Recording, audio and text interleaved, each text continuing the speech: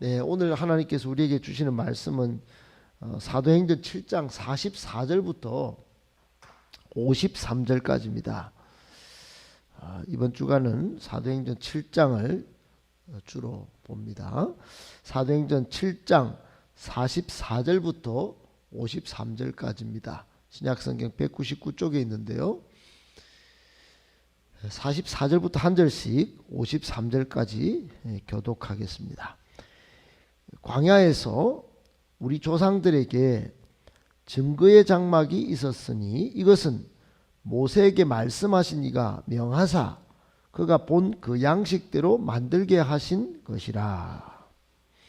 우리 조상들이 그것을 받아 하나님이 그들 앞에서 쫓아내신 이방인의 땅을 점령할 때에 여호수아와 함께 가지고 들어가서 다윗 때까지 다윗이 하나님 앞에서 은혜를 받아 야곱의 집을 위하여 하나님의 처소를 준비하게 하여 달라고 하더니 솔로몬이 그를 위하여 집을 지었느니라. 그러나 지극히 높으신 이는 손으로 지은 곳에 계시지 아니하시나니 선지자가 말한 바 주께서 이르시되 너희가 나를 위하여 무슨 집을 짓겠으며 나의 안식할 처소가 되냐. 이 모든 것이 다 내 손으로 지은 것이 아니냐 함과 같으니라. 목이 굳고 마음과 귀에 할례를 받지 못한 사람들아, 너희도 너희 조상과 같이 항상 성령을 거스르는도다. 너희 조상들이 선지자들 중에 누구를 박해하지 아니하였느냐. 의인이 오시리라 예고한 자들을 그들이 죽였고 이제 너희는 그 의인을 잡아준 자요 살인한 자가 되나니 너희는 천사가 전한 율법을 받고도 지키지 아니하였도다 하니라. 아멘. 오늘 말씀을 세 가지로 정리해서 묵상하겠습니다. 우리가 이번 주 시작하자마자 말씀드렸듯이 스데반 집사님이 지금 설교를 하고 있는 내용을 우리가 지금 살펴보고 있는데요. 스데반 집사님의 설교 내용이 무려 이게 신약 성경에서는 가장 분량이 긴 본문입니다. 그런데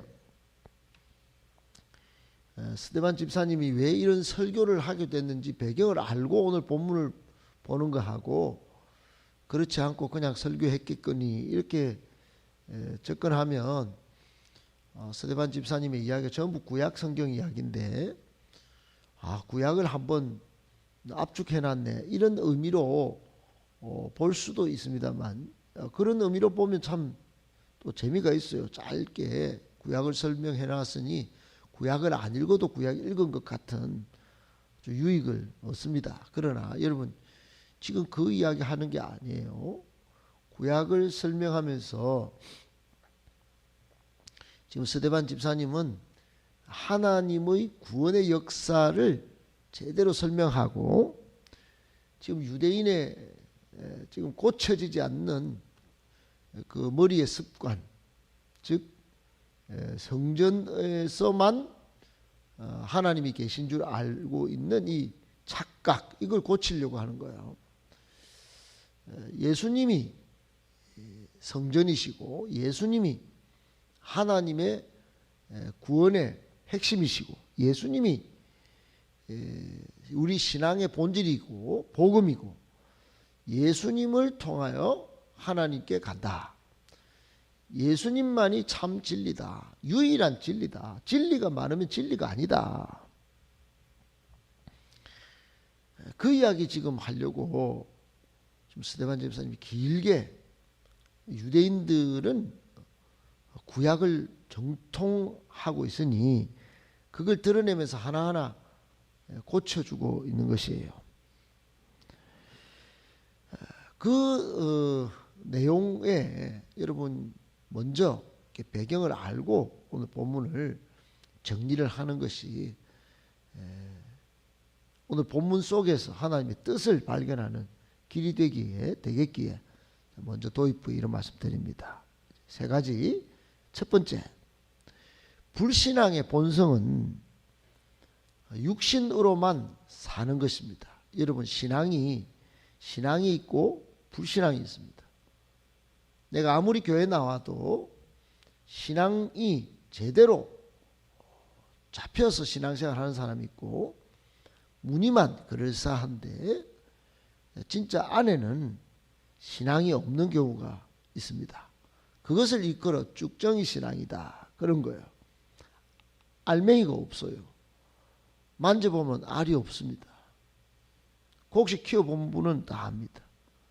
바람에 날립니다. 여러분, 우리가 영의 눈을 감고 성령의 충만함을 힘입어서 고난이 닥쳐도 위협이 있어도 문제가 있어도 하나님이 합력하여 선을 이룰 것이다 라고 생각하고 믿고 믿음으로 그 문제를 대응하면,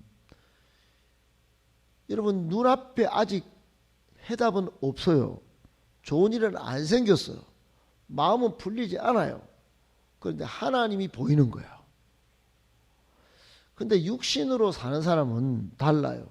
뭔가 풀려야, 뭔가 기도 응답이 있어야 하나님이 내 인생에 개입해서 뭔가 아파트라도 하나 줘야, 평수가 넓어져야, 눈에 보이는 뭔가 결실이 있어야, 이래야 신앙의 맛이 나지, 이래야 예수 믿어주지, 이렇게 접근합니다. 그런데 여러분, 우리 인간이 어디 그렇습니까? 대부분은 죄의 본성을 갖고 있어요. 타락한 본성이 있다 이 말이에요. 그래서 타락한 본성은 성경에서 지적하듯이 육신의 정욕에, 또는 안목, 눈이 끌리는 정욕에, 그리고 이생의 자랑, 지금 세상 눈에 보이는 자랑에 목숨 걸고 삽니다. 타락한 본성을 가진, 죄된 본성을 가진 인간은 육신으로 뭔가 되는 것에만 관심이 많다 이 말이에요. 오늘 40절 41절에 출애굽 백성들이 저지른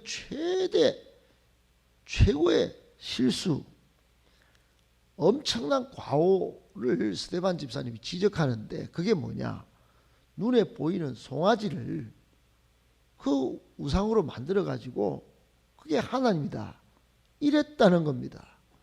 여러분, 어떻게 홍해바다를 갈른 하나님을 불기둥, 구름기둥으로 40년 동안 인도하시고 물이 안 나오는 사막에 바위를 깨서 물이 나오게 하신 하나님을, 때로는 고기 먹고 싶다 그래서 메추라기를 불러와서 무덤이 생길 정도로 먹인 하나님을, 그동안 말씀으로 역사하시고 그렇게 인도하셨던 하나님을 자기들이 낸 금붙이를 가지고 만든 금송아지를 하나님이라고 그렇게 여러분 말하게 됐을까요? 그것은 모세가 지금 시내산에 올라가서 40일 동안 안 내려오니 지도자가 안 보이니 하나님도 죽었다 이렇게 본 겁니다. 육신으로만 하나님을 섬기려고 덤벼드는 그 본성이 지금 작동하는 겁니다. 여러분, 우리 눈앞에 조금만 하나님의 권위가 없고 내 본성이 조금만 욕심덩거리 자기 주장이 나오면요, 하나님 절대 안 보입니다. 교회가 안 무서워요. 하나님의 권위를 인정하지 않고 욕이야 뭐야 다 나옵니다. 여러분, 온갖 정신적 영적 오물덩어리가 우리 입에서 눈에서 다 나오는 게 우리의 불신앙의 본성입니다. 매우 매우 무섭습니다. 교회는 싸우지 말아야 되잖아요. 교회는 사건이 없어야 되잖아요. 예수 잘 믿는 사람이라면서 그렇게 직분 받으면 그만큼 머리 숙이고 겸손하고 순종하고 그래야 되잖아요. 그렇지 않습니다. 40년간 하나님을 섬겼던 이스라엘 백성이 아론을 불러가지고 야, 신 만들어, 만든 신만 섬길 거야 그랬다는 겁니다. 그렇게 금신상을 제작하고 숭배한 사람이 40년 하나님을 경험했던, 홍해 바다를 경험했던 이 사람들이 한 짓입니다. 왜 그렇습니까? 오직 육신의 눈으로 보이는 것만 신뢰하겠다. 우리가 눈에 보이는 것만 의지하겠다. 따르겠다. 그렇게 덤빈 때문입니다. 어리석다고 생각된다고요. 여러분, 이 사람들이 어리석다고요. 오늘날 우리도 똑같습니다. 화려한 교회, 뭔가 사람이 많이 모이면 교회고, 우리가 혼자 성령 충만하고 우리 두세 사람이 모이면 하나님이 계신다 그랬는데 두세 사람이 안 모이면 외로운 것 같고, 그런 뭐 신앙생활이 안 뜨거운 것 같고 식을 것 같고, 요렇게 생각하고 넘탓하고 그렇게 교회가 싸우고 덤비니, 여러분 이게 광야교회하고 뭐가 다릅니까? 이 사람들이 화려한 그 눈에 번쩍번쩍거리는 금신상 만들어 놓고 섬기려고 했던 거하고 뭐가 달라요? 똑같습니다. 여러분, 불신하게 본성을 깨야 합니다. 육신으로만 하나님을 섬기려고 하는 이런 불신앙적 본성을 빨리 벗어 던져야 합니다. 하나님은 아니 계신 곳이 없고 지금도 우리와 함께 하십니다. 두세 사람이 기도하고 성령 충만한 곳에 하나님은 같이 하셔서 역사를 이뤄내고 싶어 하십니다. 우리 행복한 교회, 그런 교회 되어야 되고 그런 성도들 되어야 합니다. 영의 눈을 떠서 하나님을 보고 어떤 문제든지 맞서 싸워 예수 그리스도의 이름으로 승리하는 복된 성도 다 되시기를 예수님의 이름으로 축복합니다. 아멘. 두 번째, 사람의 손으로 만든 성전은 한계가 있습니다. 다른 말로 하면 하나님은 성전보다 크신 하나님이다, 이 말입니다. 여러분, 오늘 44절에 보면 모세가 증거장막을 어떻게 만듭니까? 어떻게 만드냐 봤더니 하나님이 모세에게 말씀하셨습니다. 모세는 말씀하신 그대로 기술자들을, 성령 충만한 기술자들을 불러서 그걸 장막을 만들었어요. 제작한 겁니다. 나중에 이제 출애굽이 끝나고 가나안 땅에 들어가서는 이제 정착하니까, 이제는 유목민이 아니에요. 가나안 땅에 정착하니까 다윗이 성전을 만들 마음을 품었다가 건물 모아가지고 솔로몬에게 주고, 솔로몬이 이제 솔로몬 성전을 만듭니다. 나중에는 포로로 갔다 와서 다시 회파된 성전을 스룹바벨이 만듭니다. 그리고 헤롯이 나중에 또 성전을 만들어요. 여러분, 하나님이 이 성전에만 갇혀 계시다면 그게 하나님이겠습니까? 그럼 멀리 출장 가고 멀리 아프리카에 사는 사람은 예루살렘까지 오려면 그때는 비행기도 없고 기차도 없는데 1년에, 여러분 1년 걸릴지 모릅니다. 근데 그 예루살렘 성전에 못 오면 하나님 못 섬기고 고스란히 죽어야 되는데 그 사람은 지옥에 떨어질 자식입니까? 하나님은 그렇지 않다는 겁니다. 여러분, 유대인들은 그곳에만 하나님이 계신다, 그렇게 생각했어요. 오늘날 현대인들은 화려한 곳에 하나님이 계신 줄 알고 건물 짓기 바쁩니다. 그런데 오늘 48절에 그러나 그럽니다. 그러나, 여러분 이 7장에 보면 그러나가 처음 나오는데 그러나가 너무너무 중요해요. 지금까지 유대인들 너희는 이렇게 믿었지, 이런 성전만 붙잡고 살았지, 그러나 지극히 높으신 하나님은 손으로 지은 곳에 계시지 아니하시나니 그랬어요. 스데반 집사님이 말하고자 하는 핵심은 이거예요. 여러 유대인들이요, 여러분은 성전 거기에 건물로 지은 거 그것만 붙잡고 사는데 아닙니다. 하나님은 그렇게 갇혀 계신 분이 아니에요. 손으로 만든 곳에만 있다면 그건 한계가 있습니다. 하나님은 성령으로 임재하는 곳에 거기에 하나님이 계신 것입니다. 육신이 말씀을 입어 이 땅에 오셨는데 그분이 성전이신 예수 그리스도예요. 그렇게 지적한 겁니다. 사랑하는 여러분, 오늘 우리도 고린도전서에 보면 바울이 우리 몸이 성전이라고 합니다. 예수 믿는 우리 몸 안에 예수님이 여기에 계신 거예요. 그러면 예수님을 성전으로 모시고 사는 거예요. 모시고 그 성전을 향하여 막 알코올 붓고 담배 굴뚝 만들고 온갖 불신의 욕과 원망을 막 가슴에 안고 산다면 성전을 더럽히는 겁니다. 사랑하는 여러분, 사람의 손으로 만든 성전은 한계가 있다는 거 꼭 기억하고 참 성전 대신 우리 예수님 잘 섬기시기를 바랍니다. 그분은 지금 온 세상을 뛰어넘어 계신 분이신데 특별히 성령이 임재하는 곳에 두세 사람이 믿는 사람이 모인 곳에 계시겠다고 했습니다. 그것이 성전입니다. 비로소 가치가 있는 것입니다. 여러분 꼭 기억하고 성령으로 임재하는 예배당을 가정에서나 여기서나 잘 만들고 살아가는 우리 모든 성도들 다 되시기를 예수님의 이름으로 축복합니다. 아멘. 마지막 세 번째, 하나님이 보내신 사람의 말을 하나님의 말씀으로 받아야 합니다.